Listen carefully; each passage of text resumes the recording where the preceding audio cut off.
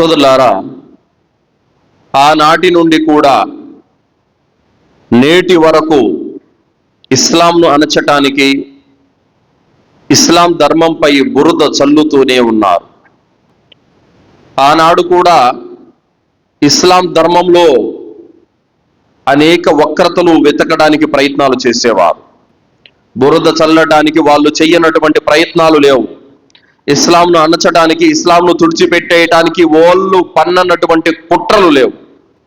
ఆ విధమైనటువంటి కుట్రలు, పన్నాగాలు, కుటిల పన్నాగాలు పన్నారు. నేటికి కూడా పన్నుతూనే ఉన్నారు. అయితే అల్లాహ్ సుబ్హానహు తఆలా ఏమంటున్నాడు? ఆయన ఈ జ్యోతిని పరిపూర్ణమయ్యేంత వరకు వదిలిపెట్టాడు. వారికి ఎంత సహించరానిదైనా సరే, వాళ్ళకి మింగుడు పడని పడకపోని, వాళ్ళు ఎన్ని కుట్రలు చేసుకొని ఏమన్నా చేయని, అల్లాహ్ సుబ్హానహు తఆలా ఏ జ్యోతినైతే పరిపూర్ణం చేయదలుచుకున్నాడో దాన్ని పరిపూర్ణం చేసేంత వరకు అల్లాహ్ వదిలిపెట్టాడు, వాళ్ళు ఎన్ని కుట్రలు పన్నినా సరే. అయితే వారు ముస్లిం సమాజం మీద బురద చల్లడానికి అనేక నిందలు వేస్తున్నారు.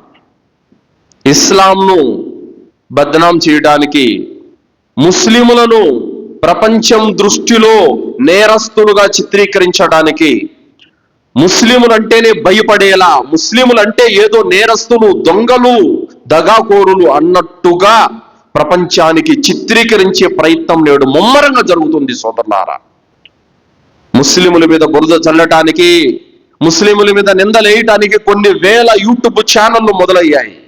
చాలా మంది మతోన్మాదులు బయలుదేరారు.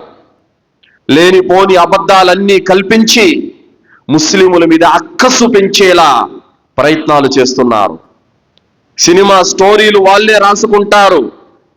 లేనిపోని అబద్ధాలు, అసత్యాలన్నీ కల్పించి సినిమాను తీస్తారు. ఆ సినిమా చూసినటువంటి వాడు సినిమా థియేటర్ నుండి బయటకు వచ్చేసరికి వాడి హృదయంలో ముస్లిముల మీద అపారమైన అక్కసును పెంచుకొని బయటకు వస్తాడు. ఆ విధమైనటువంటి అసత్యాలను, అబద్ధాలను ముస్లిముల మీద వేసి ప్రపంచం దృష్టిలో ముస్లిములను క్రూరులుగా, దుర్మార్గులుగా చిత్రీకరించే ప్రయత్నం జరుగుతూ ఉంది. సోదరులారా, దీనికి సపోర్టు చేసేవాళ్ళు మతోన్మాద మీడియా, అలాగే మతోన్మాదులు, ఇంకా కొంతమంది ఇలాంటి వాటికి ఒత్తాసు పలుకుతూ ఉన్నారు. మరి ఆ విధమైనటువంటి తరహాలో వాళ్ళు నిందలు వేస్తూ ఉంటే మరి మనమేం చేయాలి? ఖురాన్, హదీసులో ఉన్నటువంటి సత్యాలను ప్రజలకు చూపించాలి. వారు చెబుతున్నది అబద్ధము, అసత్యము, వాస్తవం ఇదిగో అని ప్రజల ఎదుట పెట్టాలి. ఇది మన బాధ్యత సోదరులారా.